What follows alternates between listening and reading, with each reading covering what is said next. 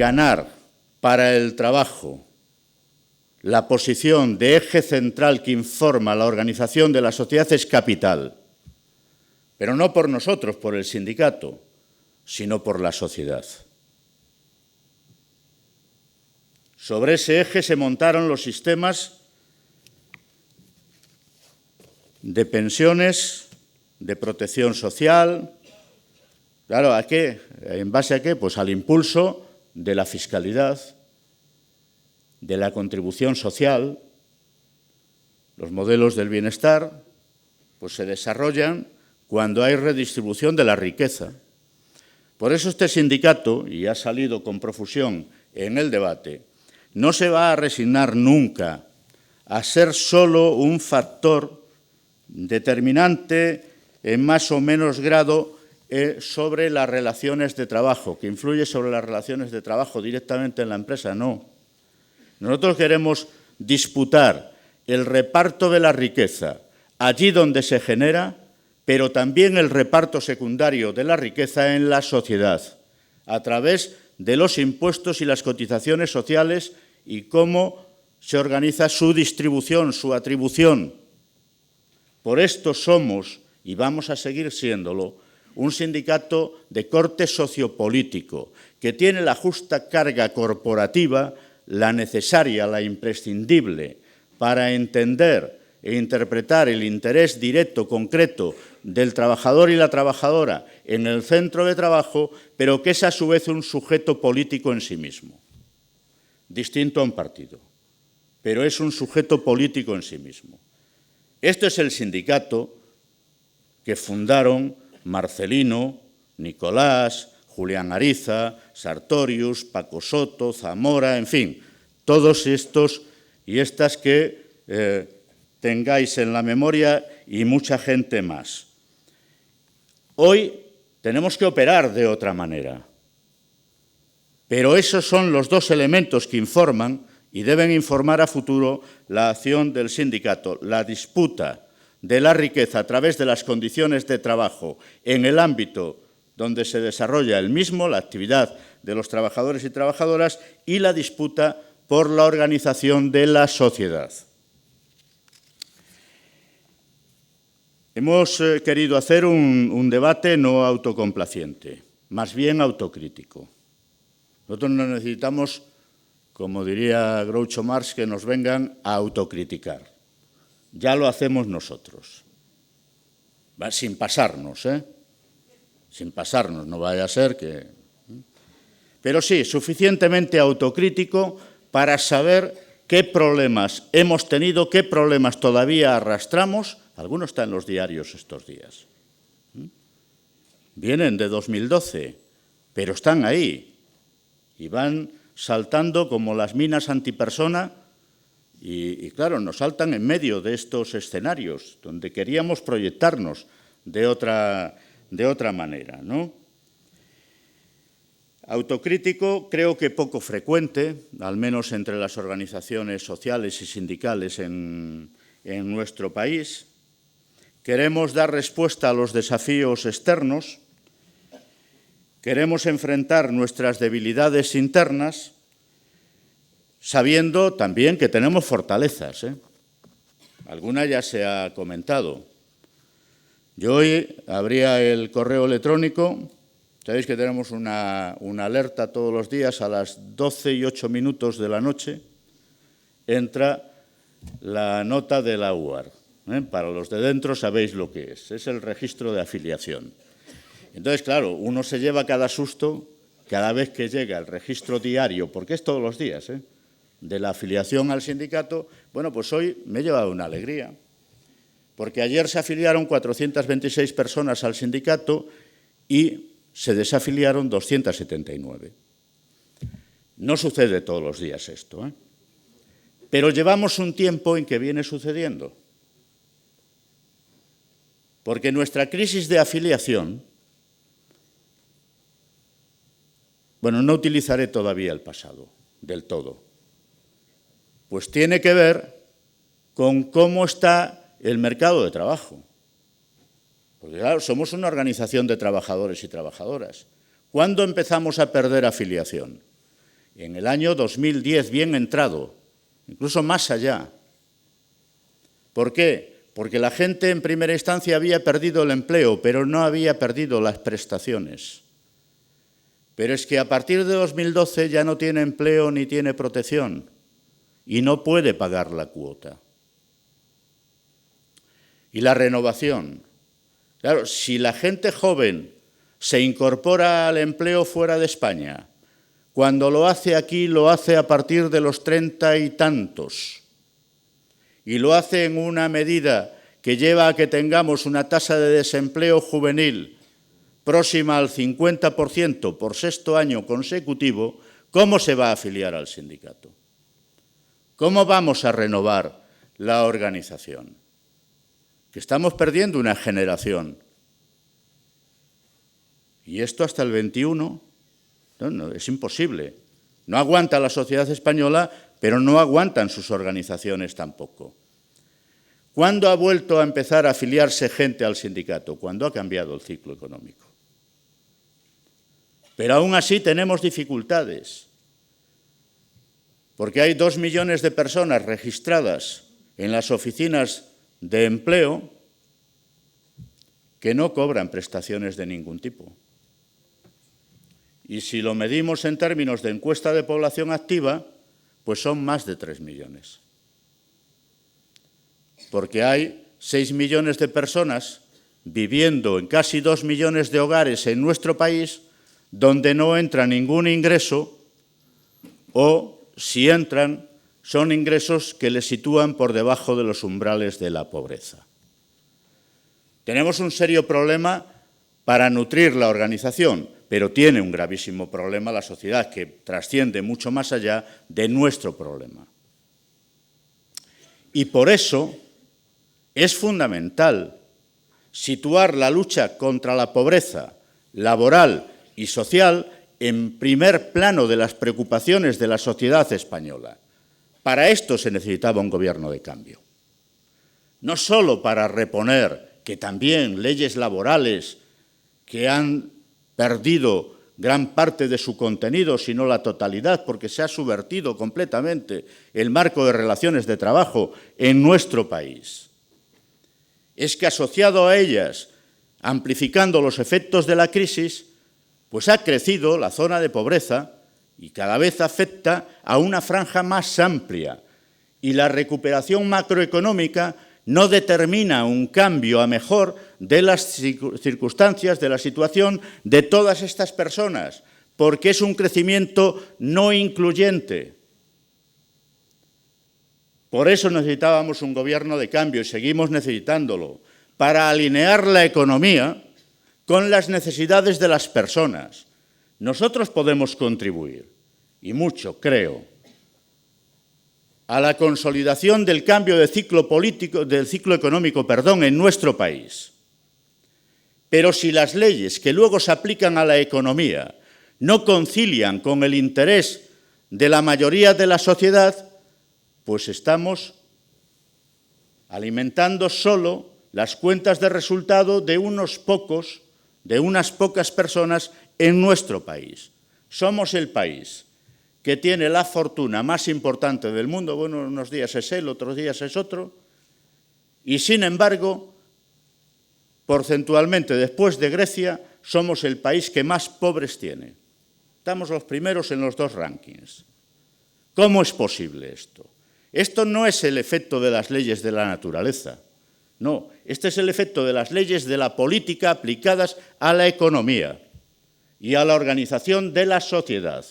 Por lo tanto, nosotros queremos ser un factor determinante para que las cosas se planteen de otra manera. Y por eso es normal que en el debate resalte en primera instancia la afiliación, que es lo que determina la capacidad de organización del sindicato. Y no hemos querido hablar de afiliación de forma genérica.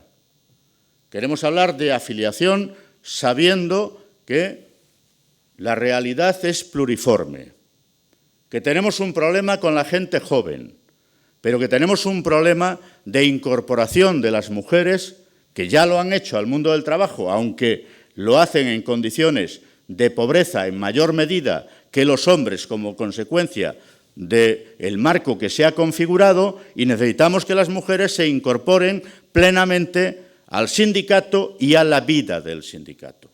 Por eso hacía bien en recordarnos Mercedes alguna carencia que hemos tenido en esta discusión. Hablamos de jóvenes. Hay que empezarle a poner el hilo a la cometa. Y algunas de las organizaciones que estáis aquí sentadas habéis boicoteado directamente la puesta en marcha de las conclusiones del último Congreso Confederal en materia de juventud y específicamente en materia de afiliación joven.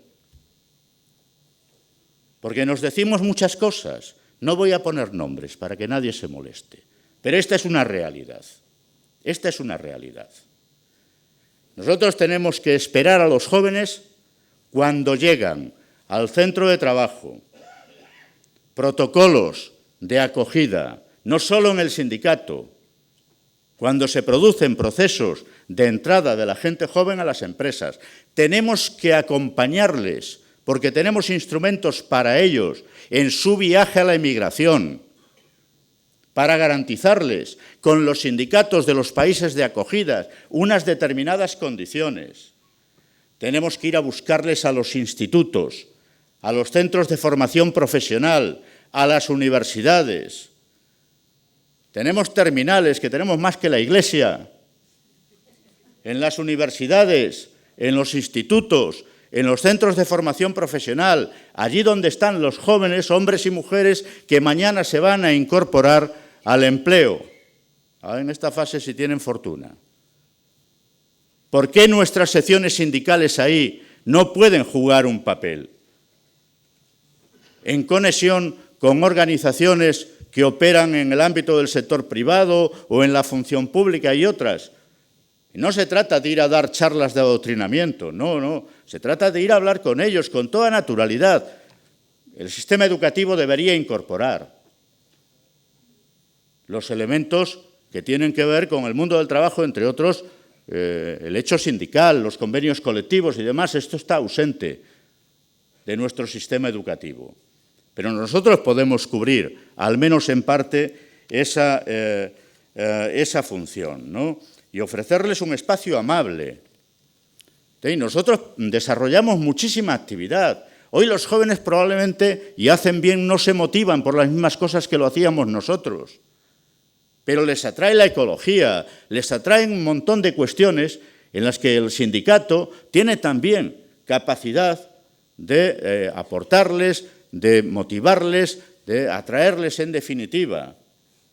¿Sí? Formas flexibles de integración en la organización son fundamentales para eso y para algunas otras cosas. Decía, tenemos la fortaleza de la afiliación. Somos la organización más grande numéricamente de este país. Creo que más que el Real Madrid y el Barcelona. Somos la organización más grande de este país. Tenemos pocos jóvenes, pero tenemos 50.000 jóvenes menores de 35 años que pueden convertirse en un ejército si se organizan, si se sienten cómodos, si se sienten atraídos por lo que nosotros y vosotras hacemos en el sindicato y en relación con la sociedad. Acabamos de revalidar la victoria en las elecciones sindicales. Por sexta vez consecutiva hemos sacado la mayor distancia que nunca hemos sacado en democracia a la segunda organización sindical en este país. Esto lo veréis poco en los titulares de los medios de comunicación. Pero está en la realidad del trabajo que hacen miles de sindicalistas, mujeres y hombres, en los centros de trabajo de nuestro país. Ahora, tenemos un problema en relación con el modelo representativo. Y tenemos que intentar resolverlo. También ahí vamos a necesitar de la colaboración de la política. Hay varios millones de trabajadores y trabajadoras en España que no tienen derechos sindicales plenos. Podemos negociarles el convenio colectivo, bueno, ahora con más dificultades desde las dos últimas reformas laborales, pero no pueden votarnos en las elecciones sindicales, porque trabajan en empresas de menos de 6 trabajadores, en las plantillas. Esta es una anomalía democrática. Hay que buscar alguna forma de resolverla. Hay varias, no hay una sola, y en el debate se apuntan algunas. Desde delegados y delegadas en base a convenio colectivo.